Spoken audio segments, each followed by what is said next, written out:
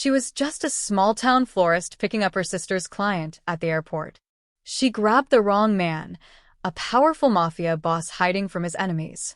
He didn't correct her, and by the time she realized her mistake, he'd already decided she was worth protecting. Mia's phone buzzed for the third time as she swerved into the airport pickup lane, nearly clipping a taxi.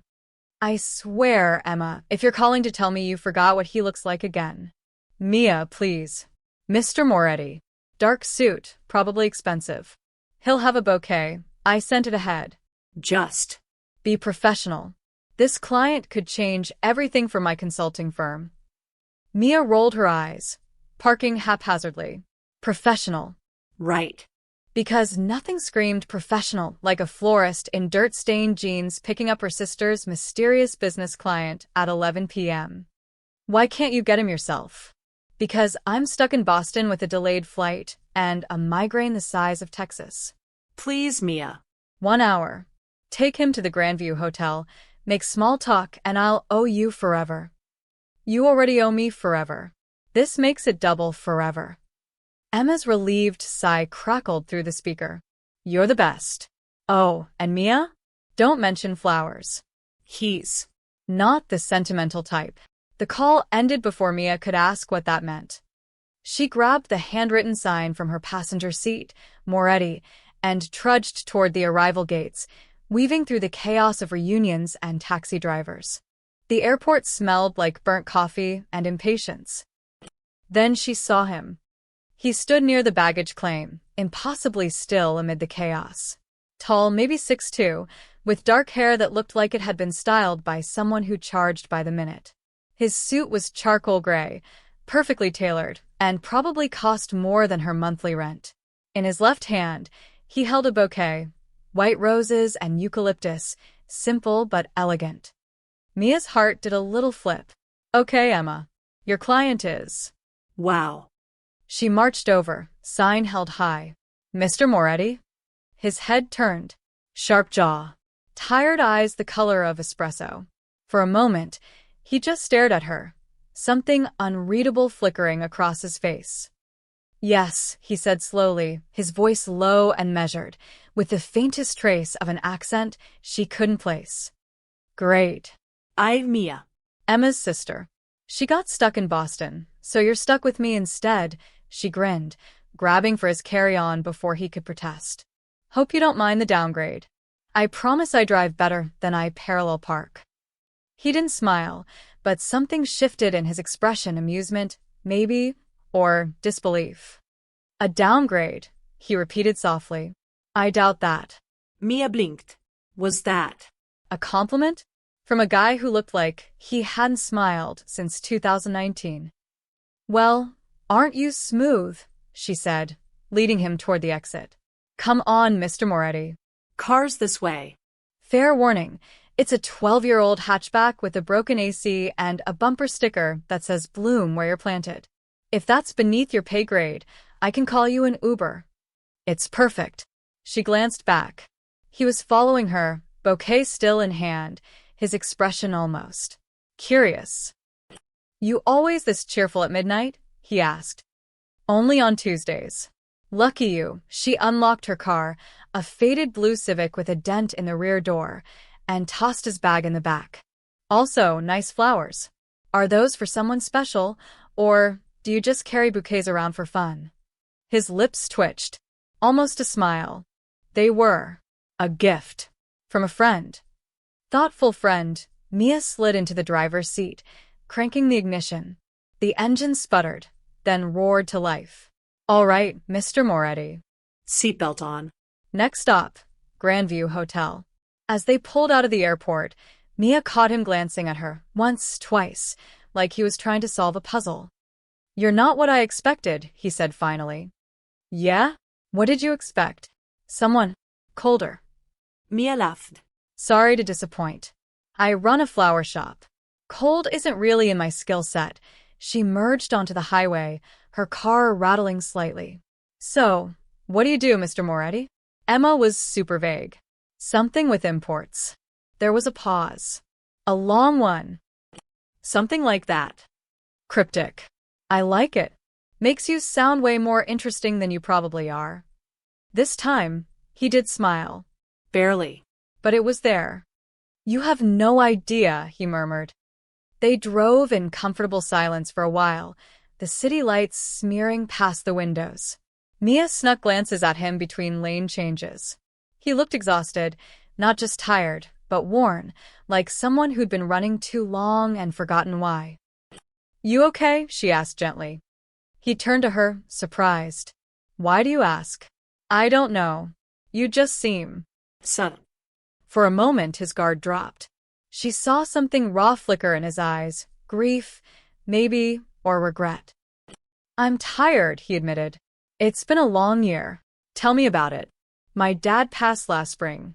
Some days I still set an extra coffee mug out for him. She smiled sadly. Grief's weird like that. It makes you forget, then reminds you all at once. He stared at her, really looked at her, like she'd just said something profound. I'm sorry, he said quietly. About your father. Thanks. He would have liked you, I think. He always said you could tell a lot about a person by whether they carried flowers or weapons. Adrian's jaw tightened. And if they carry both? Mia laughed. Then they're either a really romantic hitman or a really paranoid florist. He exhaled, sharp and sudden, like he'd forgotten how to laugh and his body didn't know what to do with it. You're unexpected, he said. So I've been told. They pulled up to the Grandview Hotel, a sleek, modern tower with too much glass and not enough soul. Mia threw the car into park and turned to him. Well, Mr. Moretti, you've survived the Mia Express. Emma will meet you for breakfast tomorrow. Try not to miss me too much. But when she looked at the hotel entrance, her smile faltered. 4 men in black suits stood by the doors. Stiff. Watchful. One of them glanced at Adrian's car, then subtly touched his earpiece. Are those your people? Mia asked slowly. Adrian's expression shifted, smooth, unreadable. In a manner of speaking, the men approached. One opened Adrian's door with a slight bow. Capo, he murmured. Mia's stomach dropped. Capo. She knew that word. She'd watched enough mob movies. She turned to Adrian, heart hammering. Who the hell are you? He met her gaze, steady, unapologetic. Not your sister's client, he said quietly. But I need you to come inside anyway. What? Mia, his voice was calm, but urgent. If you drive away right now, the men watching this hotel will wonder why. And they don't wonder gently. Her hands tightened on the steering wheel. Please, Adrian said. 1 hour. Then I'll explain everything. She should have fled. Should have called the cops, called Emma, called someone. But when she looked into his eyes, she didn't see a threat. She saw someone desperate. Someone lost. Someone who'd just picked up a bouquet meant for a dead mother and mistaken a stranger's kindness for safety. 1 hour, she whispered. He nodded. And Mia stepped out of her car and into a world she didn't understand, following a man she didn't know, holding onto a gut feeling that would either save her life or end it. The hotel lobby was too quiet. Mia noticed it immediately. The way conversation stopped when Adrian walked past, how the receptionist's smile went rigid, how a businessman in the corner suddenly found his newspaper fascinating. This way, Adrian said softly, his hand hovering near her elbow without quite touching. They rode the elevator to the 19th floor in silence. Mia counted the floors, her pulse matching each ascending number. When the doors opened, 2 more men in suits flanked the hallway. They nodded at Adrian. All clear, sir. Sir. Not Mr. Moretti. Just sir, with the kind of deference people reserved for presidents or... Oh God, Mia whispered as they entered the penthouse suite. You're actually in the Mafia? Adrian closed the door, his jaw tight. I prefer the term organized businessman. That's not better. That's not even a little bit better.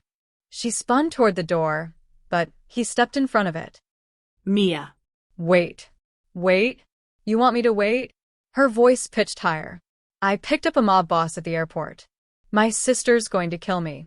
No, wait, you're going to kill me, aren't you? Is that why I'm here? Oh God, I watched the wrong movies.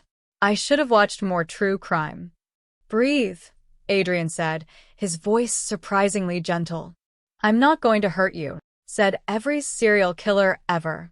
I'm not a serial killer. Well, what are you then? He sighed, running a hand through his hair, the first crack in his composed exterior. It's complicated. Uncomplicated. Fast. Adrian moved to the window, gazing at the city lights below. When he spoke, his voice was tired. 3 days ago, someone tried to kill me. A car bomb in Sicily. My driver died instead, he paused. I came here to meet with associates, to figure out who ordered the hit. When you picked me up holding that sign, I thought. You thought you'd use me as cover, Mia finished, anger flaring. Some clueless girl who wouldn't ask questions. Yes, he turned to face her. At first. But then you asked if I was okay, his eyes held hers. No one asks me that. Ever. The honesty in his voice disarmed her. Mia sank onto the leather sofa, hugging her knees. So what now? You keep me here until… What? Your enemies get bored. Until morning. My men are sweeping the area. If there's a threat, they'll find it. He sat across from her, maintaining distance. I'll have someone drive you home at sunrise. You'll never see me again. And if I want to leave now, then you leave. But Mia, his expression darkened. The people hunting me don't care about collateral damage. If they saw you with me, if they think you matter, he didn't finish. Her stomach twisted. So I'm stuck. You're safe, he corrected. There's a difference. Silence stretched between them. Mia studied him, really looked. His suit was expensive, yes, but wrinkled. His knuckles were scarred. Dark circles shadowed his eyes. He looked less like a crime lord and more like someone barely holding himself together. The flowers, she said suddenly. At the airport. Who were they really for? His shoulders tensed. My mother. She died 6 months ago. White roses were her favorite. And you carry them to strange cities. I was going to leave them at a church nearby. Stupid, probably. But he stopped, shook his head. I don't know why I'm telling you this. Because I'm temporary, Mia said quietly. I'll be gone by sunrise. That makes me safe to talk to. Adrian's laugh was bitter. Maybe. She shouldn't feel sympathy for him. Shouldn't care that his eyes looked hollow, that his grief hung around him like smoke. But she did. Because she recognized it, that specific loneliness of losing someone irreplaceable. My dad loved gardenias, she offered. I plant them every year, even though I'm terrible at keeping them alive. Last month, one actually bloomed. I cried in the middle of my shop like an idiot. That's not idiotic. No. No, his voice softened. It's human. The moment hung between them, fragile, unexpected. A sharp knock shattered it. Capo, one of the guards, entered, his face grim. We found surveillance equipment in the stairwell. Someone's been watching the hotel. Adrian stood immediately, his entire demeanor shifting from vulnerable to lethal. How long? At least 3 hours. Before you arrived. Mia's blood went cold. What does that mean? Adrian's eyes met hers, and she saw the truth before he spoke. It means they know you're here. Outside, somewhere in the city night, a car engine revved. Glass exploded inward as bullets tore through the window, shredding the curtains where Adrian had been standing moments before. Mia screamed. Adrian lunged, pulling her to the floor as his men returned fire, their shouts blending with the staccato of gunshots and shattering glass. Stay down, he yelled, his body shielding hers. Through the chaos, one thought burned through Mia's mind. This was supposed to be a simple airport pickup. Now she was trapped in a war zone with a man she didn't know, a man whose world had just crashed into hers with the force of a bullet. And sunrise was still hours away. The gunfire stopped as suddenly as it started. Adrian's men secured the suite, their movements precise and practiced. One checked the hallway. Another swept broken glass from the floor. A third made a phone call in rapid Italian, his voice clipped and urgent. Mia sat against the wall, knees pulled to her chest, trembling. Adrian crouched beside her, his hand hovering near her shoulder. Are you hurt? She shook her head, unable to speak. We need to move you to the interior room. No windows, his voice was steady, but she caught the tension underneath. Can you walk? Yes. He helped her up, guiding her past the shattered glass to a smaller room, a study with leather chairs and bookshelves that probably cost more than her car. The door was reinforced steel disguised as wood. You'll be safe here, Adrian said. My men are outside. Safe, Mia repeated numbly. Right. Because getting shot at is totally safe. I'm sorry, the words sounded foreign in his mouth, like he didn't say them often. This wasn't supposed to happen. What was supposed to happen? You'd hide out in a fancy hotel, I'd go home, and we'd both pretend this was normal? Her voice cracked. I arrange flowers, Adrian. The most dangerous thing in my life is rose thorns. And now, she gestured helplessly at the door, beyond which men with guns stood guard. He sat across from her, elbows on his knees, and for a moment he looked impossibly tired. I know. You don't belong in this. Then let me go. I can't. Not yet, his eyes met hers. The people who just shot at us think you're important to me. If you leave now, they'll follow you. Use you to get to me. But I'm not important to you. I'm nobody. A random florist who picked up the wrong guy at the airport. They don't know that he ran a hand through his hair. In my world, association is evidence. The fact that you were with me, that you drove me here, laughed with me, he stopped. That's enough. Mia's anger drained away, replaced by cold fear. So what do? You stay alive. And you wait for me to fix this. Silence settled between them, heavy and uncomfortable. Outside the door, she heard low voices, footsteps, the distant wail of sirens that would never come to this hotel. Tell me something, Mia said finally. How did you end up like this? You don't seem evil. Adrian supplied, his smile humorless. Lost, she corrected. You seem lost. His expression flickered. Surprise, maybe, or recognition. He leaned back in his chair, studying the ceiling. My father built an empire. Legitimate businesses mostly, but with roots in other things. When he died, I inherited everything. The companies, the respect, the enemies. He paused. I was 23. I didn't know what I was doing. And now I'm 35, and I still don't know. His laugh was hollow. I protect what's mine. I make decisions. I survive. But living. He shook his head. I haven't done that in years. Mia understood that feeling. After her father died, she'd gone through the motions, opening the shop, arranging bouquets, smiling at customers, but she'd felt like a ghost haunting her own life. My dad always said that flowers were proof the world wanted beauty, she said softly. Even in the ugliest places, something blooms. I thought he was being poetic, but after he died, I got it. Sometimes you have to plant something just to remember you're alive. Adrian looked at her then, really looked, and something shifted in his expression. Do you believe that? That beauty can exist anywhere? I have to. Otherwise, what's the point? He was quiet for a long moment.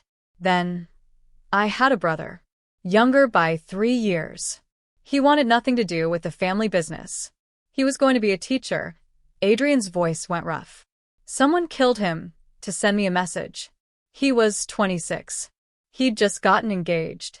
Adrian Mia's chest tightened. I found the people responsible.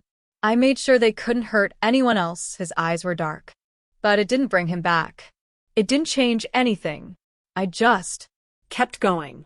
Because that's what you do in my world. You survive or you die. That's not surviving, Mia said. That's just not dying. There's a difference.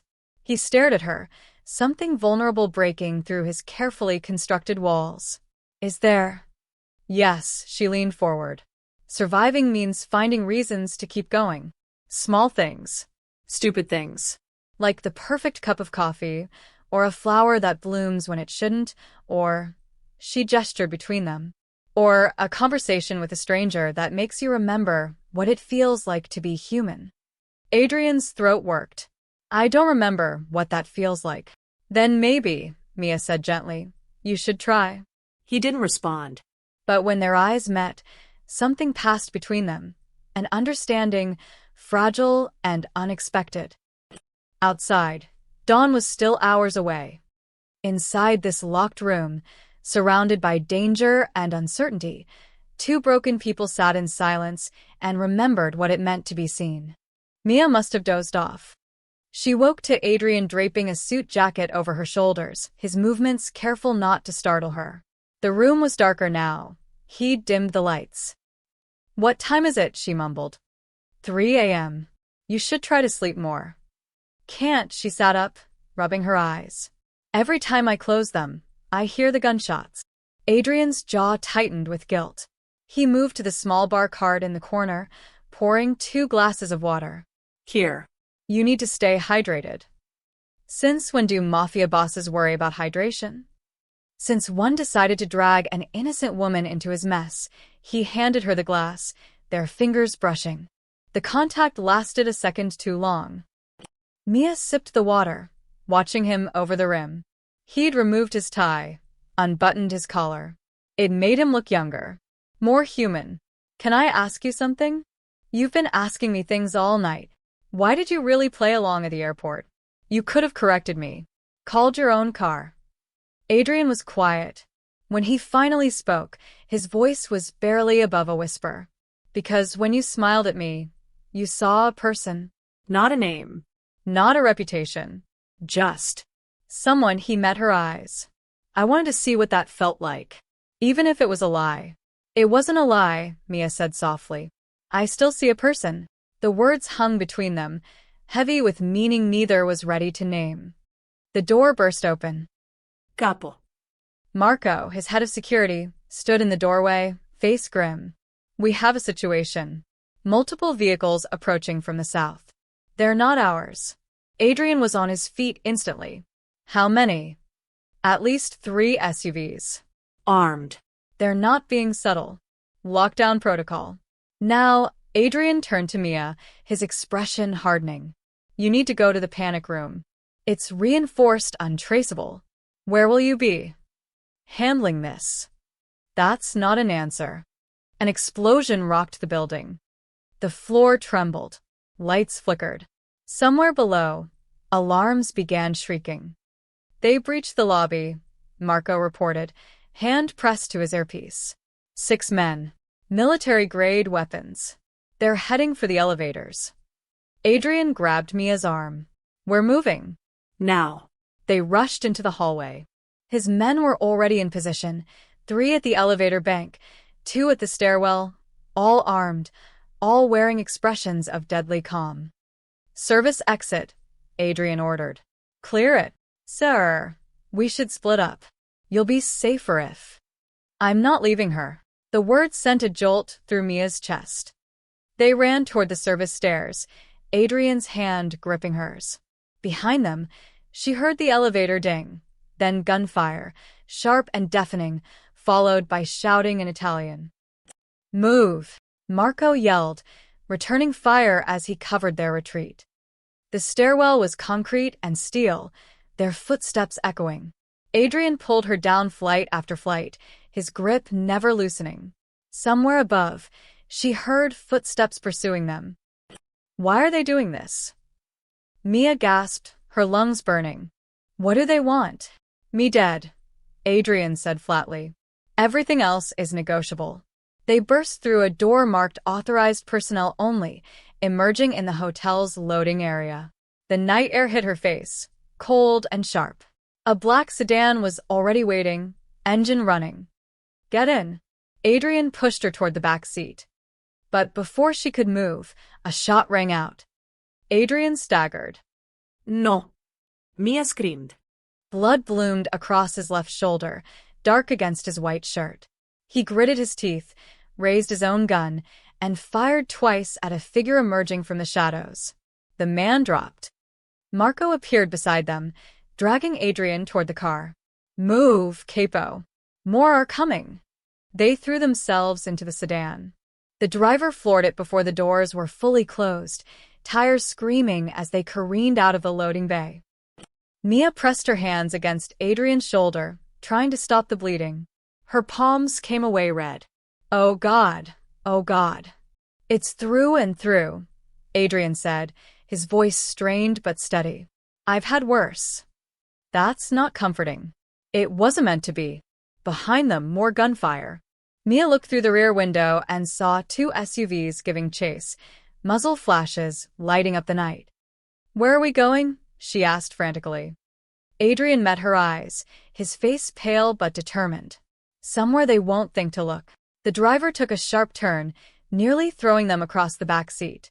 Adrian pulled Mia closer, his good arm wrapping around her protectively even as blood seeped through his shirt. "I'm sorry," he said again. "I'm so sorry." But Mia wasn't listening. She was watching the city blur past, her heart hammering, her hands covered in his blood. And she realized with terrifying clarity, she wasn't afraid of him anymore. She was afraid for him. That changed everything. The safe house materialized from the darkness, like a memory, a weathered seaside villa perched on cliffs overlooking Blackwater. Abandoned, Adrian had said. Hidden. Empty of everything except ghosts. The driver killed the engine. Marco swept the perimeter while Mia helped Adrian inside, his weight heavy against her shoulder. Blood had soaked through the makeshift bandage she'd pressed against his wound. "Upstairs," Adrian directed, his voice tight with pain. "Second door on the left." The villa smelled of salt air and dust. Furniture sat draped in white sheets like sleeping phantoms. Their footsteps echoed on marble floors as Mia guided him up the staircase, her arm around his waist. The room he led her to was different from the rest, clearly lived in recently. A bed with clean linens. A dresser with framed photographs. Windows overlooking the sea. "Your mother's room," Mia realized. "How did you?" The flowers in the photos. White roses, she eased him onto the bed. First aid kit. Bathroom. Under the sink. She found it quickly, her hands shaking as she gathered supplies. When she returned, Adrian had managed to remove his ruined shirt. The wound was ugly, a bullet hole through his shoulder, still seeping blood. "I need to clean this," Mia said, trying to sound calmer than she felt. "It's going to hurt." "I know." She worked carefully, using antiseptic to clean the wound. Adrian's jaw clenched, but he didn't make a sound. Only his white-knuckled grip on the bedsheet betrayed his pain. "You're good at this," he said through gritted teeth. "I used to help my dad when he'd cut himself in the garden. Nothing this bad, but," her voice wavered. "The principle's the same." "Talk to me," Adrian said suddenly. Please. "It helps." So she did. She told him about her father's garden, about learning to identify flowers by touch when she was 5, about the time she accidentally planted poison ivy next to the tomatoes. Silly stories, meaningless stories, but they filled the space between bandages and blood. "There," she said finally, taping the gauze in place. "You need real medical attention, but this should hold." "Thank you." Their eyes met. His face was inches from hers, pale but no longer gray. She should move away. Should put distance between them. She didn't. "Why did you say you wouldn't leave me?" Mia asked softly. "Back at the hotel. You could have gotten away faster without me." Adrian was quiet for a long moment. "Because I've spent 12 years sacrificing people for strategy. Calculating who matters and who doesn't," his voice roughened. "I'm tired of those calculations. Tired of choosing survival over humanity. So I was what? Your line in the sand. You were the first person in years to see me and not flinch." He reached up, his fingers barely grazing her cheek. "I wasn't ready to lose that." Mia's breath caught. She should say something. Should remind him they were strangers thrown together by chaos and circumstance. Instead, she covered his hand with hers. "We should rest," she whispered. "Stay." "Adrian. Not like that."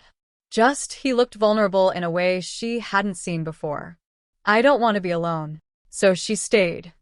She lay beside him on top of the covers, careful not to jostle his shoulder. Through the window, she could see the ocean, vast and dark and endless. My mother bought this place with her own money, Adrian said into the darkness. My father hated it, said it was too far from the city, too exposed. But she loved the water, said it reminded her that some things were bigger than our problems. She sounds wise. She was. Right until the end, his voice went quiet. Cancer. 6 months from diagnosis to he didn't finish. I'm sorry. She made me promise something before she died. Said I should find one thing in this world that made me happy. One thing that had nothing to do with the family, the business, any of it. He turned his head to look at Mia. I told her I would, but I never did. Didn't know how. Mia esse staked. And now I'm lying here, half dead, with a woman who picked me up at the airport by mistake. A small smile touched his lips, genuine, unrehearsed. And for the first time in years, I feel something other than tired. What do you feel? Alive, he said simply. The word hung between them, fragile and true. Outside, Marco's footsteps made soft circuits around the villa. The ocean whispered against the cliffs. And inside this room that smelled of roses and memories, two people who shouldn't have existed in the same world found themselves breathing in sync. Adrian, Mia said softly. When this is over, what happens to us? He didn't answer, because they both knew the truth. People like them didn't get happy endings. They got borrowed moments, stolen hours, memories that would ache like old wounds. But for now, in this room, with Dawn still far away, it was enough. Adrian's breathing deepened, pain and exhaustion finally claiming him. Mia stayed awake, watching his chest rise and fall, memorizing the moment. Because she knew, with terrible certainty, it wouldn't last. Morning came too quickly. Mia woke to sunlight streaming through the windows and the jarring sound of her phone buzzing insistently. She'd forgotten she still had it. Forgotten the outside world existed at all. 15 missed calls. All from Emma. Her stomach dropped. She slipped out of the room, careful not to wake Adrian, and answered in the hallway. Mia? Oh my God, Maya. Emma's voice was frantic. Where the hell are you? I've been calling for hours. The police are looking for you. There was a shooting at the Grandview Hotel, and... I'm okay, Mia said quickly. I'm safe. Safe? Safe? Do you have any idea who you picked up last night? Papers rustled on Emma's end. Adrian Moretti isn't a business consultant, Mia. He's a crime lord. He runs half the illegal operations on the East Coast. And you, oh God, you drove him across the city like he was some normal client. Mia esse throat tightened. Hearing it said aloud, in Emma's horrified voice, made it real in a way the bullets hadn't. I know who he is. You what? How long have you known? Since last night. Emma, it's complicated. Complicated? Her sister's voice pitched higher. Mia, people died at that hotel. Security guards. Innocent people. And you're with him? Are you being held hostage? Blink twice if. I'm not a hostage, Mia closed her eyes. He's. It's not what you think. Then what is it? Because from where I'm standing, you've been kidnapped by a man whose rap sheet includes extortion, racketeering, and suspected murder. Multiple murders, Mia. Each word landed like a physical blow. Where are you? Emma demanded. I'm coming to get you. No. Don't. I'm safer if no one knows where I am. Safer? You think you're safer with a killer? He's not, Mia stopped. Because what could she say? That he was kind? That he'd protected her? That when he looked at her, she felt seen in a way she hadn't since her father died. None of it erased what he was. Mia, listen to me. Emma's voice softened, turned pleading. Whatever he's told you, whatever you think is happening between you two, it's not real. Men like him don't care about people like us. We're collateral. Tools. And when we stop being useful, she didn't finish. I have to go. Mia. She hung up. Her hands were shaking. She stood in the hallway, staring at her phone, Emma's words echoing in her mind.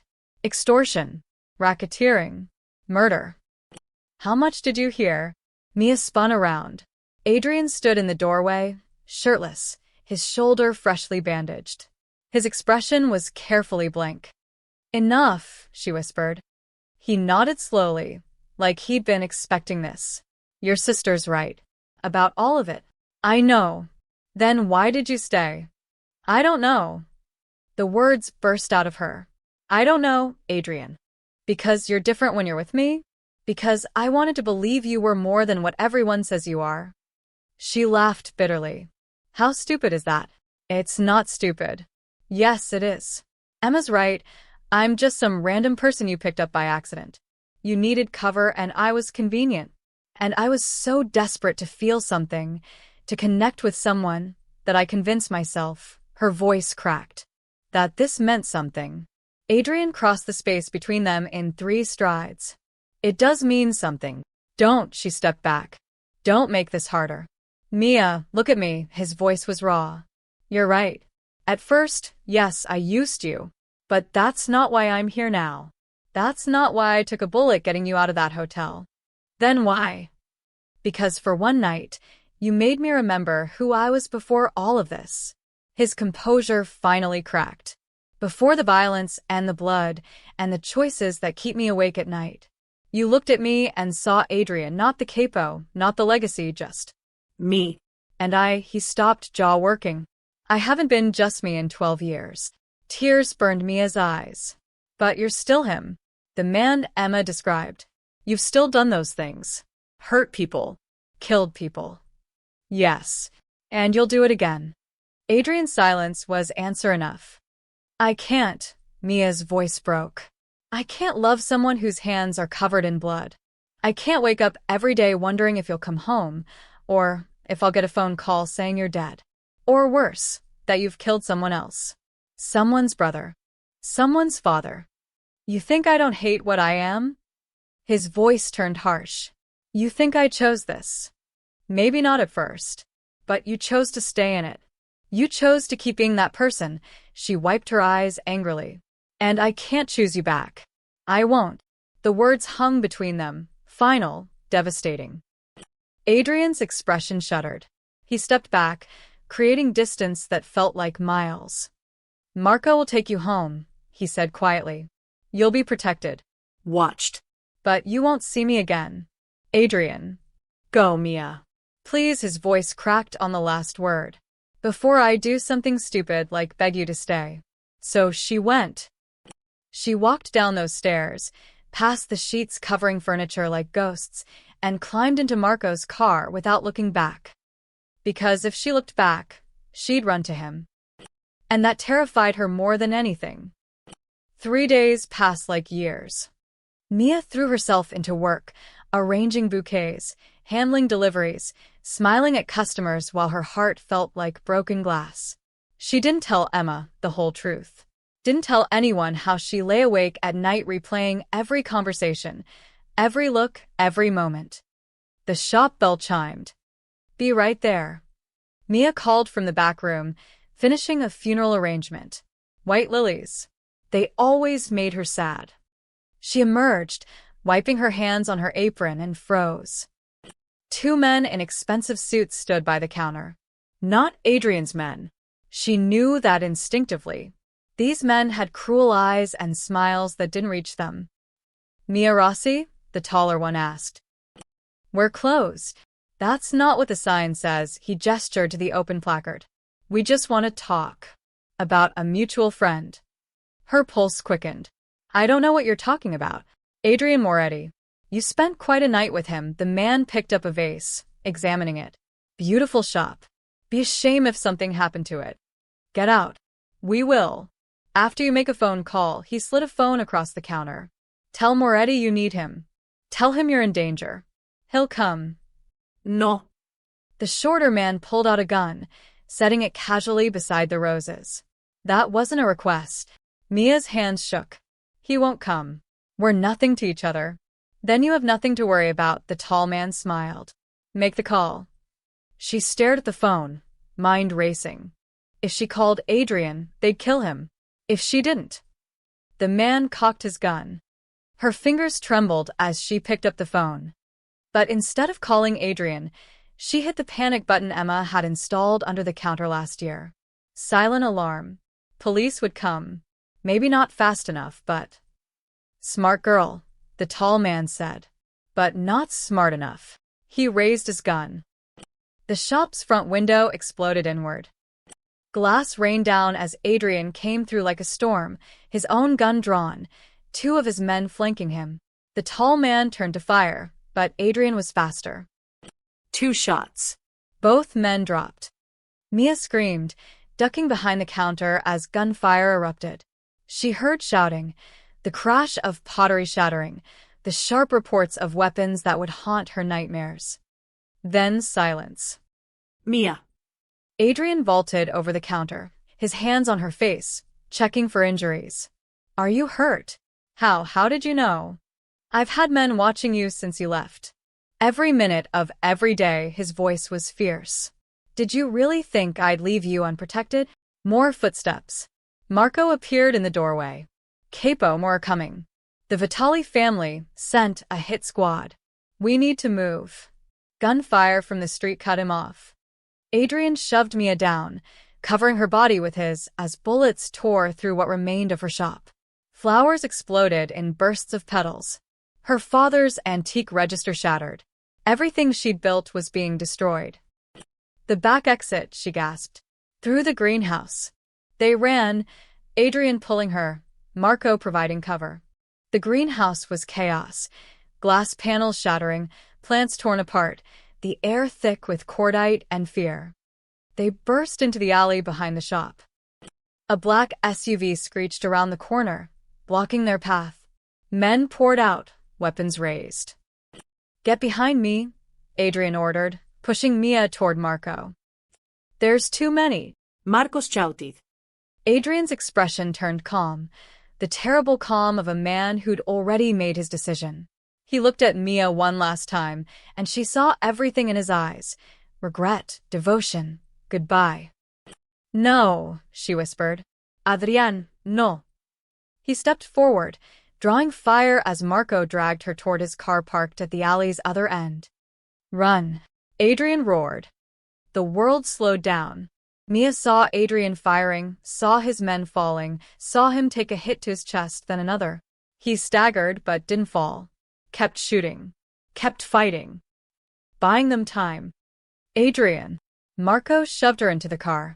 Through the rear window, she watched Adrian drop to one knee, blood spreading across his white shirt like crimson flowers blooming. Their eyes met across the distance. He smiled, small, sad, real. Then sirens wailed. Police cars swarmed the alley from both ends, and everything dissolved into chaos. Marco drove away as officers flooded the scene. Mia twisted in her seat, watching until she couldn't see anymore, tears streaming down her face. She couldn't finish. Marco's jaw was tight. His men will get him out. They always do. But his voice lacked conviction. At the hospital 3 hours later, Marco received a call. His face went gray. What? Mia demanded. What is it? They took him. His family. Got him out before the police could arrest him. Marco met her eyes. He's alive. Barely. But, Miss Rossi, he paused. Capo left orders. You're never to know where he is. Never to look for him. It's over. No. He said. Marco's voice roughened. He said meeting you made his life mean something again. And keeping you safe meant letting you go. Mia's world shattered. She never saw him again. 4 months later.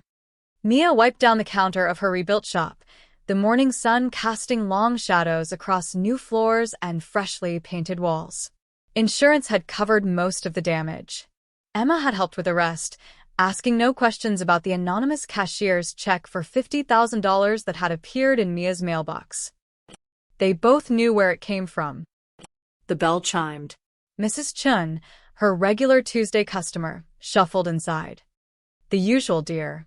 Yellow roses for my Henry. Mia prepared the bouquet with practiced hands, wrapping the stems carefully. Yellow roses. Friendship. Joy.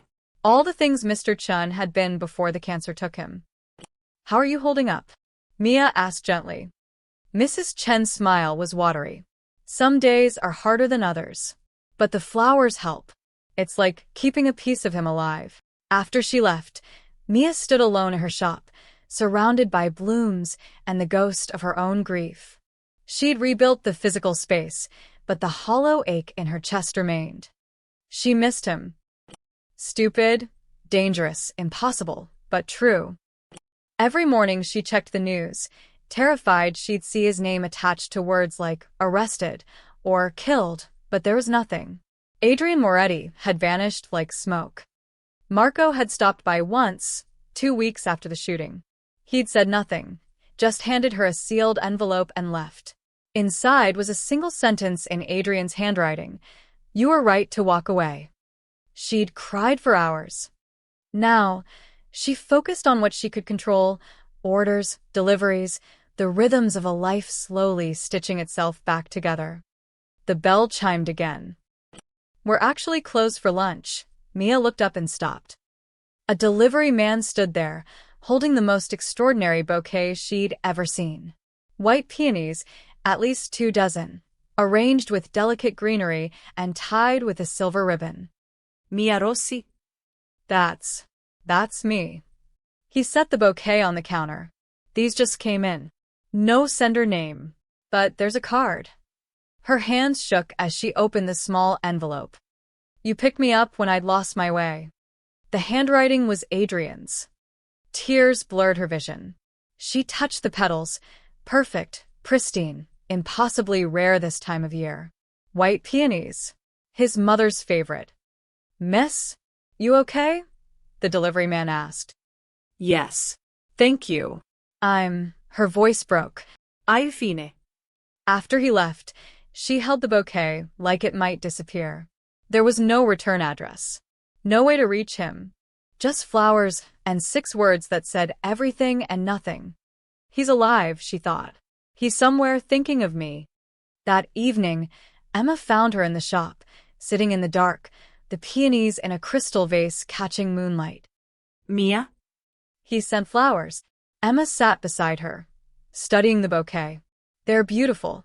They're a goodbye. Maybe Emma took her hand. Or maybe they're a promise that you mattered. That you changed something. I didn't change anything. He's still out there, living that life. And I'm here, selling flowers and pretending I don't look for him in every dark-haired stranger who walks through my door. That's not nothing, Mia. You're both still alive. In his world, that counts as a miracle. Mia's phone buzzed. A news alert. Breaking: Mafia boss Adrian Moretti presumed dead in Sicily explosion. Authorities confirm no survivors. The phone slipped from her numb fingers. No, the word came out strangled. No. Emma grabbed the phone, reading quickly. Mia, these reports, they're not always accurate. But Mia wasn't listening. She was remembering. His tired eyes at the airport, the way he'd smiled when she made him laugh, his blood on her hands, his last look before the bullets found him. Meeting you made my life mean something again. She pressed her palm against her mouth, holding in a sob. He can't be gone. He just sent flowers. Emma pulled her close. I'm so sorry. They sat in the darkness, surrounded by flowers that would wilt and fade, like everything beautiful did eventually. But the next morning, when Mia opened the shop, she placed 1 white peony in a small vase by the register. Just one. A symbol of something that had bloomed in the wrong place, at the wrong time, with the wrong person. But it had bloomed nonetheless. Customers came and went. Life continued its relentless forward march. And Mia learned to carry her grief the way she'd learned to carry her father's death, not by forgetting, but by remembering that love, even impossible love, was proof you'd been alive. Months later, a tourist would claim to have seen a man matching Adrian's description in a small village on the Amalfi coast, running a vineyard, living quietly. But Mia never searched, never tried to confirm it. Because some stories didn't get neat endings. They got white peonies in the morning light. They got memories that ached like old scars. They got the knowledge that for one impossible moment, two people from different worlds had seen each other truly, and that had been enough. It had to be enough.